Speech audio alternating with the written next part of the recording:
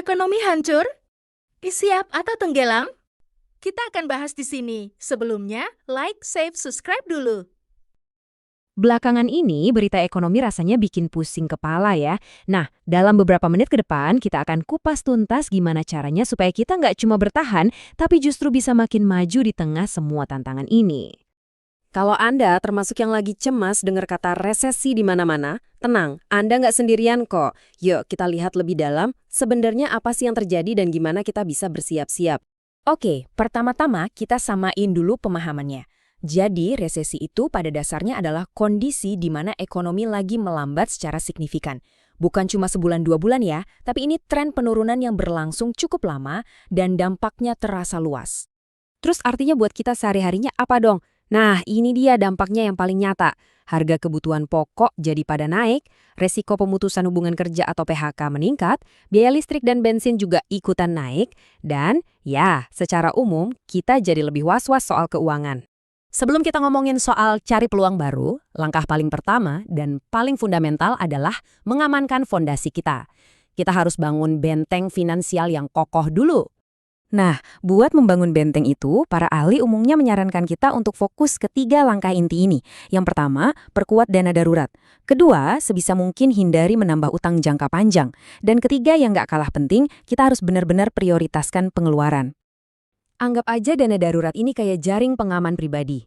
Kalau amit-amit ada PHK atau pengeluaran mendadak yang besar, dana inilah yang melindungi kita dari jeratan utang. Coba deh mulai targetin buat menyisihkan minimal 10% dari penghasilan bulanan Anda buat ngisi pos ini. Ini adalah latihan yang kelihatannya simple, tapi penting banget. Belajar membedakan mana yang beneran kebutuhan dan mana yang cuma sekedar keinginan.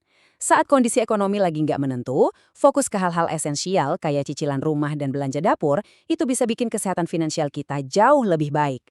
Pepatah lama ini rasanya pas banget ya. Membangun dana darurat dan memangkas pengeluaran yang nggak perlu, itu adalah cara kita buat menyediakan payung sebelum badai ekonomi benar-benar datang. Oke, fondasi keuangan kita udah mulai aman. Sekarang saatnya kita ganti mindset. Dari yang tadinya cuma bertahan, sekarang kita mulai menyerang. Mari kita cari tahu di mana aja sih peluang-peluang baru yang justru muncul karena adanya krisis. Faktanya, krisis itu sering banget mempercepat pergeseran ke arah yang namanya gig economy. Ini membuka pintu buat banyak orang untuk menawarkan keahlian mereka secara fleksibel, nggak lagi terikat sama satu perusahaan, bahkan bisa dapat klien dari seluruh penjuru dunia. Coba deh perhatikan pergeseran ini. Sementara sektor tradisional kayak toko di mall atau hiburan tatap muka mungkin lagi berat, di sisi lain, pintu-pintu baru justru terbuka lebar di bidang e-commerce, logistik, dan semua yang berbasis digital. Jadi, poin kuncinya begini, masalahnya itu bukan selalu soal kekurangan pekerjaan, tapi seringkali tentang ketidakcocokan antara skill yang ada dengan kebutuhan industri. Nah, pertanyaannya sekarang, gimana caranya kita bisa menjembatani kesenjangan itu? Nah, ini dia beberapa peran spesifik yang permintaannya tetap tinggi banget, bahkan saat ekonomi lagi lesu sekalipun. Mulai dari spesialis AI, analis keamanan siber, sampai pengembang software dan ahli pemasaran digital. Selain mencari pekerjaan, krisis itu bisa jadi waktu yang paling tepat buat menciptakan sumber penghasilan kita sendiri. Jadi, apa sih ciri-ciri umum dari bisnis yang gak cuma bisa bertahan, tapi justru malah bisa berkembang di masa-masa sulit? Biasanya, bisnis yang tangguh itu punya DNA yang mirip-mirip. Mereka memenuhi kebutuhan yang esensial, menjaga biaya operasionalnya tetap ramping, dan yang paling penting, mereka sangat fleksibel dan gampang beradaptasi. Fokusnya itu stabilitas, bukan sekedar ikut-ikutan tren. Nah, dari ciri-ciri tadi, ini ada 9 ide bisnis konkret yang udah terbukti tangguh.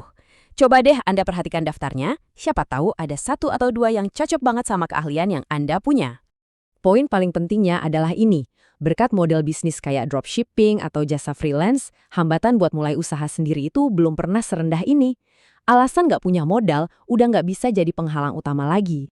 Kalau kita rangkai semua strategi yang udah kita bahas tadi, mulai dari bertahan sampai menyerang, semuanya akan mengerucut ke satu tema utama. Satu kata kunci yang jadi penentu segalanya. Dan kata kunci itu adalah adaptasi. Ini beneran jadi senjata kita yang paling ampuh. Kuncinya bukan punya satu strategi yang sempurna, tapi soal seberapa hebat kemampuan kita untuk terus beradaptasi dengan dunia yang terus berubah. Artinya, kita perlu secara aktif berinvestasi pada diri sendiri. Caranya? Pertama, terus belajar skill baru atau upskill. Kedua, diversifikasi, coba bangun lebih dari satu sumber pendapatan. Dan ketiga, go digital, manfaatkan teknologi dan platform online semaksimal mungkin. Coba deh, lihat usaha sampingan itu bukan cuma sebagai cara buat dapat uang tambahan. Anggap itu sebagai investasi ganda. Anda nggak cuma membangun rekening bank, tapi Anda juga lagi ngebangun nilai diri Anda di pasar kerja. Pada akhirnya, krisis itu ibarat koin dengan dua sisi. Di satu sisi ada ancaman, tapi di sisi lain ada katalis untuk pertumbuhan. Pertanyaannya, mana yang akan Anda pilih? Semoga bahasan kita kali ini bisa jadi bekal awal buat Anda memulai perjalanan.